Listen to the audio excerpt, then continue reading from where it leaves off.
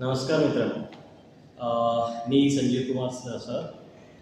आपल्याला माहीतच आहे की आजकाल आपण 1-2 महिन्याच्या बऱ्याच गोष्टी देशात घडतात. त्याबद्दल आपण दररोज ऐकतोय, बघतोय, चर्चा होते. जेनजीची चर्चा फार होते आणि जंतर मंतरवर झालेल्या या प्रोटेस्टची चर्चा फार होते. पण तुम्हाला काय वाटतं की ही जी जेनजीची प्रोटेस्ट झाली ती योग्य होती की अयोग्य होती? आता जर जनजीनी नीटच्या विद्यार्थ्याबद्दल प्रोटेस्ट केलेला असेल तर ते फार छान होतं. परंतु त्यामध्ये त्या वेगवेगळ्या घटकांनी भाग घेतला आणि त्या जंतर मंतरवरच्या प्रोटेस्टला त्यांनी डिरेल करण्याचा प्रयत्न केला. त्याच्यामुळे त्याचं जे गांभीर्य होतं ते संपलं आणि जनजीच्या नावावर ज्या विद्यार्थ्यांनी किंवा ज्या जनजीनी वेगवेगळे कारनामे केले ते मात्र अमान्य होते असं मला वाटतं. आणि प्रत्येक जनजीला आपल्या परीनं देशासाठी जे काही योग्य करता येईल ते करणं गरजेचं होतं, परंतु ते झालेलं दिसत नाही. बऱ्याच जणांनी जनजीची आज वाहवा करताना, सपोर्ट करताना त्या लोकांनी जे केलं ते योग्य केलं असं सुद्धा म्हणतात, परंतु हे चुकीचं वाटतं मला. कारण जनजी माझ्याही घरात जनजी आहे, तुमच्या घरात जनजी आहे, प्रत्येकाच्या घरात जनजी आहे. तुम्हाला हे आवडेल का की तुमच्या घरातल्या एखाद्या मुलांनी अशा प्रकारचं वर्तन सार्वजनिक ठिकाणी जाऊन करावं असं तुम्हाला वाटेल? नाही. जे लोक समर्थन करतात त्यांनासुद्धा हे वाटणार नाही आहे त्यांच्या मुलांनी असं करावं. कारण दुसऱ्याच्या मुलांनी केलं म्हणून ते समर्थन करत आहेत. कारण दुसऱ्याच्या मुलाचा त्या जो काही आज बदनामी होते ते त्यांना म्हणजे जाणवत नाही आहे. त्यांच्या मुलांसाठी ते असं म्हणणार नाही आहेत. त्यांचा मुलगा जाऊन कुठेतरी अशा प्रकारचं वागावं आणि त्याची बदनामी व्हावं असं त्यांना वाटत नाही. अशा बऱ्याच लोकांचं मी व्हिडिओ बघतो आहे की ते लोक त्यांचं समर्थन करतात, ज्यांची चांगले लोक आहेत असे म्हणतात, परंतु चुकीचं आहे.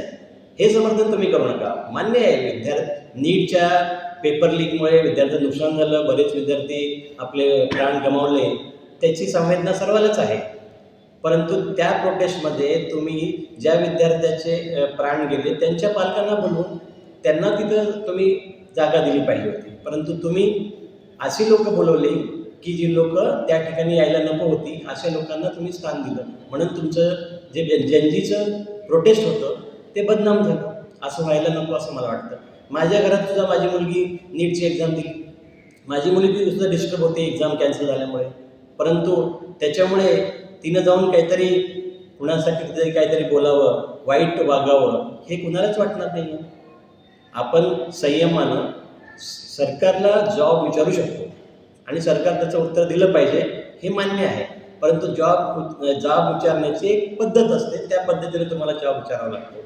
अन्यथा तुम्ही ज्या पद्धतीनं विचारला किंवा या लोकांनी, मी म्हणणार नाही की जे मेन लोक होते त्या लोकांनी असं केलं नसेल, परंतु बाकीचे जे काही लोक बोलवले गेली आणि त्या लोकांनी जो गोंधळ घातला त्यामुळे हे जे आंदोलन आहे हे मात्र कम्प्लीटपणे बदनाम झालेलं आहे.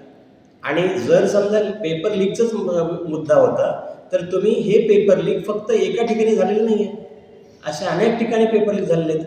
त्या प्रत्येक ठिकाणी तुम्हाला हा मुद्दा उचलावा लागेल तर तुमची जी क्रेडिबिलिटी आहे ती राहील. आणि जर तुम्ही सिलेक्टिव्ह जर मुद्दा उचलत असाल तर तुमची कुठलीही क्रेडिबिलिटी राहणार नाही. तुम्हाला आज वाटत असेल की आम्हाला यश मिळालं आहे, एका शिक्षण मंत्र्याचा आम्ही राजीनामा घेतला आहे, पण हा जो यश आहे हा जास्त काळ टिकणारा नाही आहे. कारण तुम्ही जर सिलेक्टिव्ह वागलात तर तुम्हाला नंतर कोणीही सपोर्ट करणार नाही, याची प्रत्येकाने काळजी करावी लागेल. कारण लोकशाहीमध्ये आंदोलन करणं गरजेचं आहे. सरकारला त्यांचं जे काही उत्तरदायित्व आहे ते पार पाडण्यासाठी भाग पाडणं हे आपलं कर्तव्य आहे. आणि त्यासाठी जर समजा तुमची बदनामी झाली किंवा तुम्ही असं सिलेक्टिव्ह वागलात तर येणारे जे प्रोटेस्टर आहेत, येणाऱ्या ज्या काही आंदोलनं होणार आहेत त्या आंदोलनासुद्धा क्रेडिबिलिटी राहणार नाही. म्हणून असं वागून येणाऱ्या ज्या समस्या आहेत त्या सोडवण्यासाठी जे आंदोलन होणार आहेत त्यांनासुद्धा तुम्ही कमजोर करताय.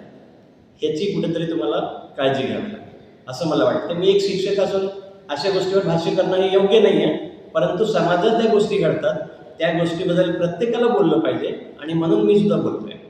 मी आत्तापर्यंत कधी व्हिडिओ केलेला नाही आहे किंवा कुठल्या साईटवर मी कुठलंही असं काही माझं मटेरियल मी टाकलेलं नाही आहे, परंतु मला एक महिन्यापासून जे काही अस्वस्थ वाटतं आहे की हे जे होतं आहे याचं जे गांभीर्य हे कुणालाही समजत कसं नाही आहे आणि हे कसे या लोकांना मार्गदर्शन करत नाहीत याची चिंता मला वाटली होती, म्हणून मी एक छोटंसं आपल्यासमोर व्हिडिओ टाकतोय. आणि माझ्या या बोलण्यामागे कुठलाही माझा स्वार्थ नाही आहे, मी कुठल्याही पक्षाचा किंवा पार्टीचा नाही आहे, मी कुठल्या पार्टीचा सदस्य नाही आहे, आणि मी कम्प्लीटपणे एक निस्वार्थपणे हा व्हिडिओ तुमच्यासमोर टाकतो. कारण प्रत्येकाला याच्यावर विचार करण्याची गरज आहे.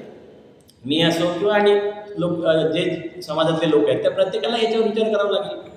पार्टीचा संबंध नाही आहे, कोणत्या पार्टीचा मी आहे, तो कोणत्या पार्टीचा, त्याचा काही संबंध, विचारधारा कोणती याचा काही संबंध नाही आहे. याचा संबंध फक्त विद्यार्थ्याच्या समस्येशी आहे आणि तो आपल्याला मांडला पाहिजे. बरोबर आहे. म्हणून मी हा मांडण्याचा प्रयत्न करतोय. प्रत्येकाने आपली विचारधारा, आपल्या पार्ट्या, आपले जे काही आहे ते सर्व सोडून विद्यार्थ्याच्या पाठीमागे थांबणं हे गरजेचं आहे. आणि त्यासाठी मला या व्हिडिओतून कोणाचं सबस्क्राईब करायची गरज नाही आहे किंवा कुठलंही मला सपोर्ट करायची गरज नाही आहे. तुम्हाला वाटलंच तर शेअर करू शकता, लाईक करू शकता, परंतु मला सबस्क्राईबची सुद्धा गरज नाही आहे. मी फक्त शैक्षणिक व्हिडिओ पाठवणारा माणूस आहे आणि आज फक्त पहिली वेळेस मी हे सामाजिक आणि राजकीय जे मुद्दा आहे त्याच्यावर बोलतोय. धन्यवाद.